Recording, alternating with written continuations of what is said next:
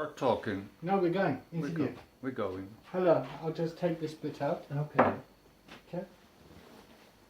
How are you today, Tako? I'm good. It's my last real day in Cape Town. Okay. And yeah, excited about this filmed session with you. So you're going to interview me about recovery coaching, or more in general about me as a recovering addict and a coach myself? Yep. Keep going, just talk. Okay. Yeah, no, I got introduced to coaching 6 years ago already. Unbelievable. At Sharp Recovery Center with you. And after that I did a year's training in Cape Town at the Integral Coaching Center. And then I did a year of coaching at the Coaching and Counseling Academy in Amsterdam, which ended in October last year. In Amsterdam you did more training? Yes, I did another year. Fuck. Similar to the thing in The coaching center. in Berkeley, but a little less pretentious. More practical and yeah. So so I am at the moment. I'm coaching 2 people in Amsterdam. One pays me. The other one is voluntarily. They are both. One is a sort of ex-alcoholic who stopped drinking 20 years ago, but is not in any kind of recovery besides from being abstinent. And so he has consequently got into lots of different problems, life problems, which I'm sort of trying to help him with. For example? Psychological stuff, bit of isolation, but also... So how does coaching help him, as opposed to him seeing a normal therapist? Well, sort of his complication is that he has physical things, like neuropathy in his legs, and it's apparently very severe because he takes morphine for that now, which is a very hectic painkiller, and consequently his memory has become very bad. And something else about him is that he's very unfocused, maybe from the morphine, but maybe also from himself. So it's hard for him to keep the main topics away from the side topics in a conversation. So it sort of goes all around all the time. Okay, it cycles. He goes in cycles, and in a session I try to focus on one topic and to sort of go into it and, help him to get to a solution, to go to a place where he can start changing something. And the other one is a guy who's sort of only stopped drinking and using in the last year, and who is slowly getting into a 12-step program in a recovery treatment, and there are things with him also, isolation and a bit of unmanageability in his sort of personal life. So you're coaching these guys before they go in for treatment or something? Oh, sorry. The second guy is you're coaching him, so you're kind of preparing him. I'm actually going with him to meetings. Oh, okay. Because he has done sort of a regular treatment where there's no 12-step treatment, and so I'm sort of helping him find his way in the 12-step program. I'm also sponsoring him.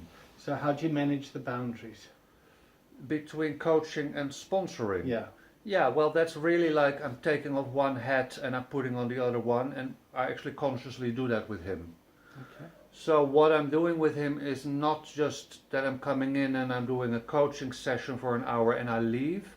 I actually spend a few hours with him, sometimes 2 or 3 hours. So it's a bit more, much more loose structure than I was sort of taught in coaching. It's almost a bit like a buddy system as well. So I have helped him clean up his house, clear out his attic room, which was sort of very, he's a bit of a clutterer, a bit of a hoarder. And so that's been part of our our relationship, which started in November and which will be 6 months. That's sort of what we appointed in advance.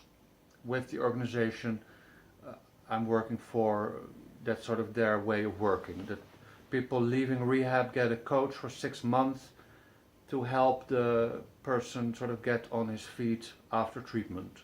Are you paid for this? Not for him, but the other guy does pay me. He has sort of a budget for that. Okay. And consequently, what sort of has been, what's been more and more interesting for me is what actually both of these guys are suffering from a bit, is the whole hoarding, collecting issue, which is very much, it's a big thing these days, because it's the whole consumer society is so much about getting more stuff. I shop, therefore I am. People are just crazy with stuff, and it's almost that thing of filling that emptiness inside that, it's a typical girl thing, but of course guys do the same thing. Go out and shop and buy yourself something, and it sort of gives you some sense of comfort. In that sense, it's almost an addictive thing to fix yourself. And I'm interested in, you might have heard of the Japanese woman Marie Komo or something like that is her name. She wrote a book about how to clear out your crap. Clean out your cupboards, get rid of all your shit, and just keep what you really need and what really means something to you. And what's that for you?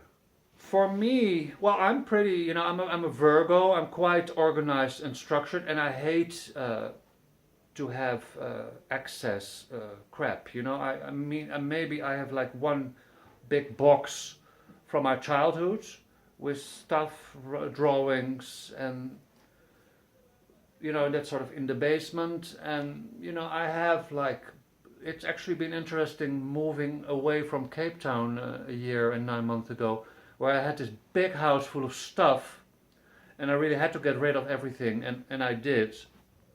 And so I'm interested in helping people, doing it myself as well, but helping people or coaching people into creating a surrounding or a personal space which seems more authentic in a way, instead of like my parents who had 3,000 books, and then when they moved to another house they still had 3,000 books, still had 1,500, but it's still 1,400 are standing there, are never being looked in anymore. Things like that. I find that fascinating. So that's the thing with coaching, is that what I love about coaching is that you can actually go to someone and sit down and explore a topic, either whatever it is, if it's just to come from one place to the next. And of course recovery coaching, which is where it all started from with me, is of course a massive thing to actually stop an active addiction and to move into a clean life of abstinence and some form of recovery is big stuff. And that is really inspiring also for me, of course, also because of my own history. But what's your history? My history as a recovering addict, I cleaned up in 1995 after I had been using for 15 years. I used between 16 and 31, 32, and I was just, it was just such a desperate, horrendous experience for me in the end to try to get everything ready and done on track in my life, and to just be unable to do it because I was unable to stop using. Even in the end, when it was only lighter drugs, I thought, my whole system was so geared to numbing myself, putting something in my body to not have to feel this whole array of feelings. And I found the program of Narcotics Anonymous in 1995, and I cleaned up in a few weeks' time, and I never had to go back to using. That's just that's how my life has been. You know, that I was 32 when I got clean, and I'm 52 now. So it's, you know, it's been my life. It has saved my life, and you know that's still a source of inspiration for me. And being a coach, and you know, being able to reach out and help other people find maybe the same freedom, or you know, clean way of life, which is just such a relief. It can be such a relief for someone who's been struggling for years and years, trying to fix himself with drugs or alcohol or whatever behavior, you know. So yeah, so that whole thing with hoarding or collecting, or you know, what people do in their personal space, I have become quite fascinated by that in the last few weeks, months. And yeah, like I said, I love the way the sort of the, the structure of coaching can be used on every kind of topic, basically. You know, I know there's like business coaching, and there's, like you say, recovery coaching, and there is just really many ways the coaching principles can be used. And yeah, What are those principles? to have a structured session with someone where you sort of introduce each other and talk about what you would like to achieve in a session. At the end of the session, then you sort of delve into the options, or you first talk about what the topic really is and explore it, and then you sort of go and find the solutions that could work for the person to get there. But actually, you ask the client to come up with those solutions. You are not going to fill it in, or not going to give those answers, because it is about sort of empowering the client to come up with his own solutions, so that he can actually, so that they are authentic. You know, people often tend to say, yes, of course, I will do that, great idea, and then they're not really going to do it because it's not their own, doesn't come from themselves. So the beauty of coaching for me is to actually let the solution come from the client, and then at the end of the session you sort of put it all, you put it, you know, you sort of make a list of solutions the client has come up with. You know, you sort of agree with that those are the steps that you're going to take together. Then you sort of formally end the session, and you make an appointment for the next session. And at the beginning of the next session, you start with the points that the last session ended with.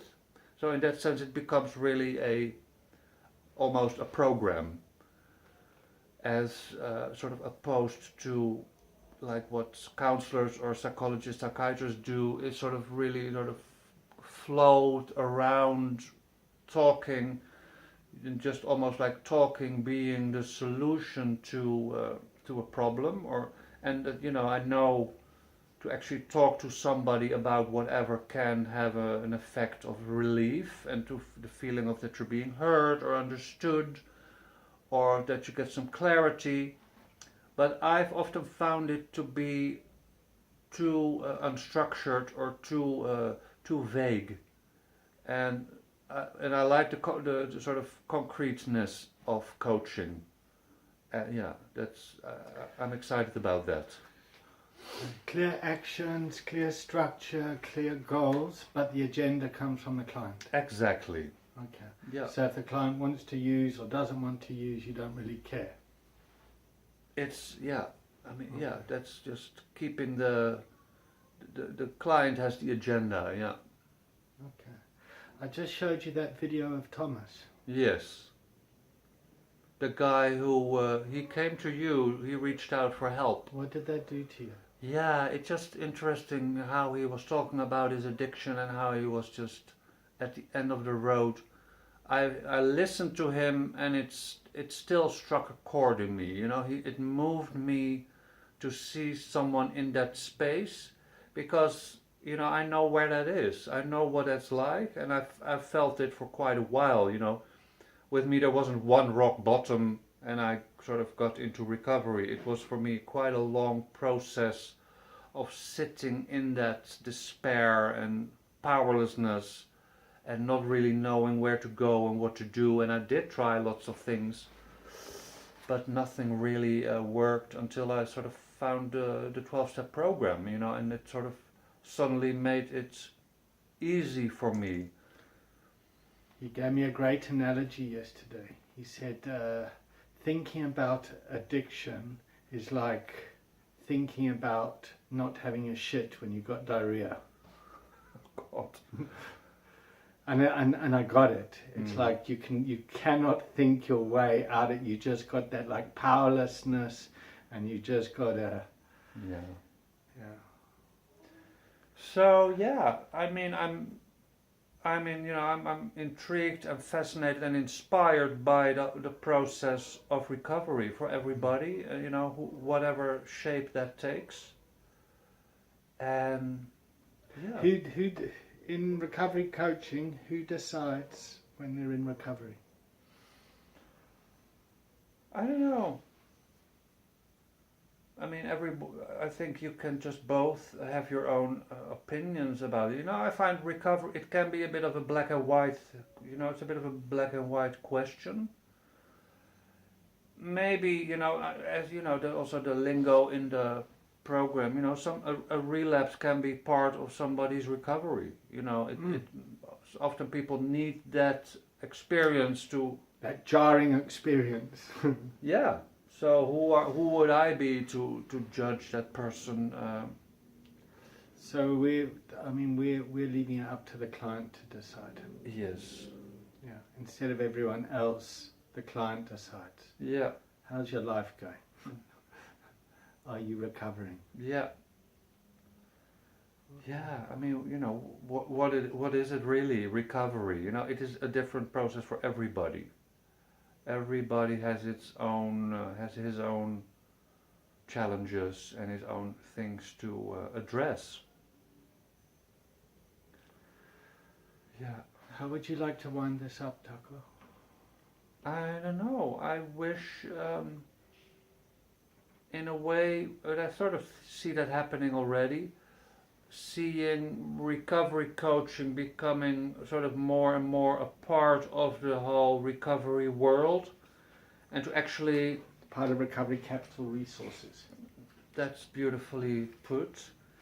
To really just, probably just that it's out there more, that people know more about the possibilities and the options, and that it is something real, and that, also very important, to know that rehab is one thing and meetings is another thing, but often the hardest part of someone's recovery is like those first months starting like out of recovery, and that's sort of where the recovery coaching, that's how they're doing it in Amsterdam, recovery coaching is used the most, because that is the time when the most challenges are coming up for people. And that's, where recovery coaching, can be really important. So I guess that's what it is for me. Do you get supervision? Yes, we have once a month, we have a supervision group. It's a group supervision? Yeah. Yeah? Okay. Yeah. And if I would have a certain struggle with one person, I can have a talk with someone, with one of the two supervisors. Okay. Yeah. Tako, thank you very much for your time. Thank you, David. Good luck with everything. Yeah, I really appreciate it. Thank you. Thanks. Bye-bye.